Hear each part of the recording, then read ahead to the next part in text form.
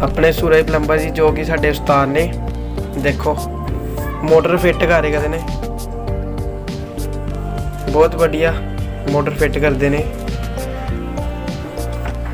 देखो ਇਹ ਤੁਹਾਡਾ ਹੈਗਾ ਜੀ ਟੈਂਕ ਦਾ, ਵਾਟਰ ਟੈਂਕ ਦਾ ਕਿਸੇ ਨੇ ਪਾਈ ਦੀ ਸੀ 25 ਦੀ ਪੈਪ, ਉਹ ਜੋੜੀ ਆ। ਇਹ ਤੁਹਾਡੀ ਜੋੜੀ ਆ ਵਾਟਰ ਸਪਲਾਈ ਦੀ।